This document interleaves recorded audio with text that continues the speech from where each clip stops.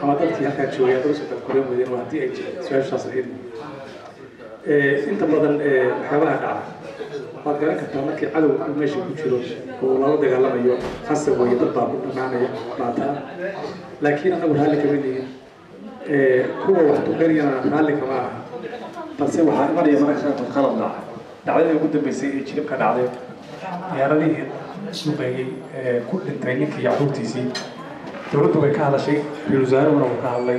arintaana baaritaan baa ka socda oo dowladda Kenya ayaa lagu dilay dadkaasi waxa la gaari karaa malootii karaa ma soo kaxin karaa dadku waxa gacanta ku haya al-shabaab masiibada ka hadlaynay runtii 60 sano muddo laga joogo Soomaaliya ka dhacday macaawin ugu badan markay xabar imaatay lama soo tugin inaad u gudubno gobolada koonfureed sida Jubbooyinka Bay iyo Bakool شغلة ده شغلة هوسي وهيران marka hadii ay iyagu meesha joogaan ila laga xoreeyo wasiirku tabakari meesha la jiri karo laakiin xarijeynina sida uu raacsan badan kuwa dhintana Allah u naxariisto kuwa hadda ku horeyna badhow ka farin doona markaas taasna هذه هذا ما صنطع من وسير هذا waxaa ila taagan أحمد نور محمد أحمد نور وقدوميها أورك بنادر من مفورين أي سو بندقية عيارتي قروح البنادي ده لهنك أحمد نور ترى تسأل عن سؤال وحوه هايو الوزارة الرجال كأنا وزير كاي أحمد بسم الله الرحمن الرحيم أنا قص السؤال حياك الله السؤال شكلنا وحنا نقول وقتها بتكسر سن وسارة هذا جناسية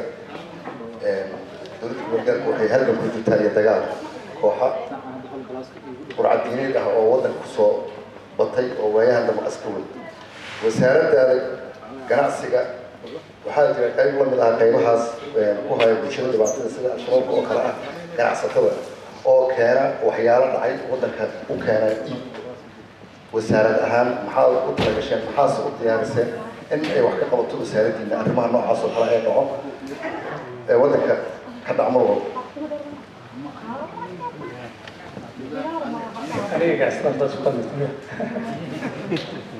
بسم الله الرحمن الرحيم أحمد نور ومهندسي هاي كان عطل الصوماليين سؤال شرعي waxay lamidii dadka caqabadaha ku haya dalka Soomaaliyeed marka wasaaradda ganacsiga waxay arintaasi ay ka qabatay horta waxaan ogaaneynaa marka wax kasta oo jira uu leeyahay wax la yiraahdo wanaag iyo maamul waa keenaya ganacsiga Soomaaliyeed runtii waa la qabatay u soo adeegay muddadii 20 sano la soo maray waa kuwa sahlay in la helo lacag adeeraysa $100 كان دقيقة ضخمة قتل هلالها هذا نقول في سكاسين تبغى ونسلها أفريقيا وكذا الريان يدل دولتش وقوي أنت كسبي حرمها عفاتك يوحيا بدن أو أنت برايفة ونسلها الدولة ماشي شقالة وقبها الله هاي يبغى شقالية ونسلها بلاش بلاقي هذا هذا أنا كيساس هاي وحلقة المرمى نقول إني وقالان إني الدولة شتور عشور تواجه قوة عيال si loo helo markaasi inay iskaabaan maxaan ku raadayay dib loo soo celiyay xaaladii dadka u baahnayeen arrinta ku saabsan daawasuna inay keenaan ama raashin wax wadankeena mamnuuc ka ay ka baxaan saad ula socotaan baa go'aamaha ka soo baxay dadkan idaacadaha ka sheegay waxaa jira hay'ad control quality oo u xisaaran wixii wadanka ka baxaya hadday yihiin wax maxaan ku raadayay aan la ogoleyn inaysan bixin hadday noqoto wax maxaan ku raadayay dhacayna ay ilaaliyaan taa gacantan ku haynaa waxaan jeclahay kale inaan ugu daro rugtii ganacsiga Soomaaliyeed ama chamberka sida loo yaqaano muddo 20 sano ka maqnaa Soomaaliya in haddii Ilaahay yiraahdo uu guda jiro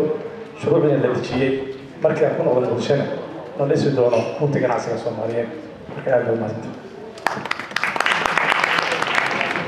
aad baad u baahansan tahay mudane wasiir Axmed Nuur waxaan u maleynayaa su'aashaadii inaad jawaabteedii heshay markana waxaa ila taagan Deeqo Maxamuud oo kamid ah gabdhaha Soomaaliyeed ee ku nool magaalada Yatbori xubinna ka ah ururka hiddiyo dhaqanka ee Banaadir Midnimo Foreign su'aal tali tusaale waxaad qabto Deeqo soo waa mahadsantahay Anfac Saciid waan ku mahadsantahay xiriirinta waxaan oo dhangeys jaaluusi waxaan ku weydiinayaa dawladdu way dadaashay balse muqdisho waa ka bixinaa dhaysin welina ceelasha biyaha ayay joogaan wax magaratadii ay welina ay ka hanjabayaan ay waxay leeyihiin waxaan aan laynay dad gaala la jir ah waxaan dilnay oon qarxinay ayagoo arday yaryar ay qarxiyeen ayaa haddana weli u saamaxaysa inay idaacado ay ka sheegaan ayna weli ay ceelasha biyaha oo aan magaalada caasimadda wax saas aan u jirin ay joogaan taasi maxay tahay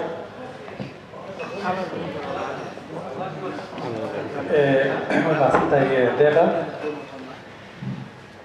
kulley waa saad u sheegtay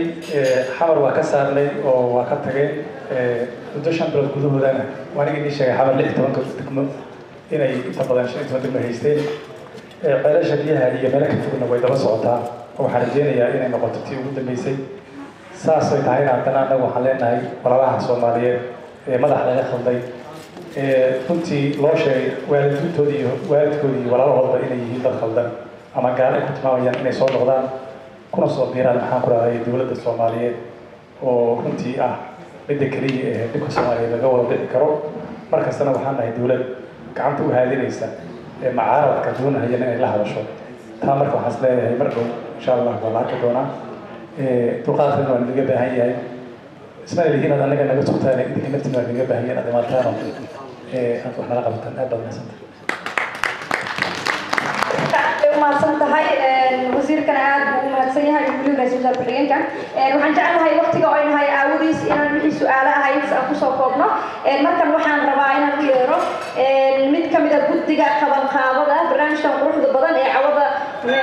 halkan u wada joogtaan soo dhaweynta ra'iisul wasaarka xigeenka waa Cabdullaahi Jawhar si laba kalmad oo halkan ugu yiraahdo soo dhawaad Cabdullaahi بسم الله الرحمن الرحيم waxaan walaalayaal waxaan filayaa waqtiga ay cariiri nuga waqtigii aan lahayn hoteelka uu dhamaaday sida daraadeed waqti noo saamaxay in hadallo dheer meesha aan ka soo jeedayna ma jirto anigoo ka tirsan guddiga qabanqaabada barnaamijkan lagu soo dhaweynayo ra'iisul wasaare ku-xigeenka waxaan aad uga mahad celinayaa marka hore ra'iisul wasaaraha oo naga aqbalay inuu yimaado magaalada Gothenburg oo nagala qayb galo barnaamijka caawa halkan ka dhacayo iyo isla markaa khudbadiisii faahfaahsaneed oo dad badan oo Soomaaliya rajo gelisay inay dalkii ku laabtaan taas waxaan uga mahad celinaynaa ra'iisul wasaaraha waqtigiisa qaaligaana siiyey waxaan kaloo aan si gaar ah ugu mahad celinaynaa aqoon-yahaniinta uu ka mid yahay Cabdullaahi Buuraag qoraha weyn ee Soomaaliyeed ee magaalada Gothenburg degan Cabdi Casiis Barandari oo ah aqoon-yahan Soomaaliyeed waxaa kaloo aan rabaa Abwaan Hurfe iyo dhammaan dumarka Soomaaliyeed oo ku muujiyay dareenkooda Soomaalinimo ha noqoto hadallo ama sugaan ha noqoto gaar ahaan Sacdiyo Soomaali dhammaan dhalinyaradii ka muujisay hidaha iyo dhaqanka Banaadir midnimo intii ka qayb qaadatay inuu barnaamijkan hirgala aad ayaan idinkaga mahad celinaynaa waxaan rajaynayaa kasoo qaybgalayaasha martida sharafta leh oo magaalooyin kala duwan ka timid oo waqtigooda qaaligana siiyey waxaan ka cudur daaranaynaa barnaamijka inuu qabanqaabado uu ahaa waqti gaaban in lagu jiro xilli maaragtay wintana lagu jiro ay dadka aysan socon karin waxaan rajaynaynaa ra'iisul wasaaraha maadaama uu degan yahay waddankani Suudaan inuu xilliyo dambe dad intaa ka tiro badan la kulmi doono mustaqbalka waxaan ku dhiirigelinaynaa dadaalka iyo hawsha adag ay ku jiraan waxaan ilaahay uga baryaynaa inuu guul ka siiyo wassalaamu calaykum waraxmatullaahi wabarakaatuh Cabdullaahi Jawhar oo ka mid ahaa guddiga qabanqaabada xafladan quruxda badan ee caawa halkan aan kugu soo bandhignay aad ayuu mahadsan yahay sidoo kale waxaan u mahad celinaynaa oo ka mid ah guddiga qabanqaabada barnaamijkan cawada aan iskugu nimid Maxamuud Dayib Axmed Maxamed Xuseen Cabdi Calasow Xasan Muuse Cali Qoslaaye iyo Cabdullaahi Jawhar oo hadda asna mikrofoonka aan ka qaaday aad baad u mahadsantihiin dhamaantiin waxaan rajaynayaa inaad soo dhaweyntan ka balaaran aad u sameyn doontaan mudanaha wasiirka noo yimid waxaan rajaynayaa tanteeda kale inuu magaalada Muqdisho asaga nagu soo dhaweeyo anagoo wada socono dalkiyo nabada intaas ayaan ku gabagabeynayaa barnaamijkan waxaa idin socodsiinaya anigoo ah Anfac Saciid Cumar waad mahadsantihiin noo kulantay amaan Allah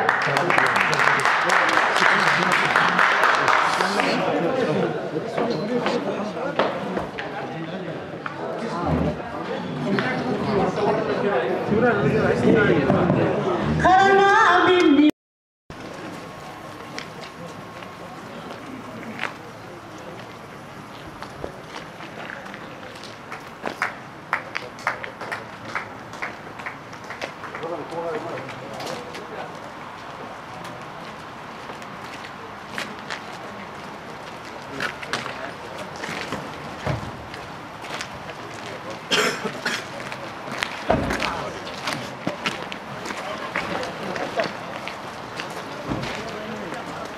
أي أو قارين جت على مكيرة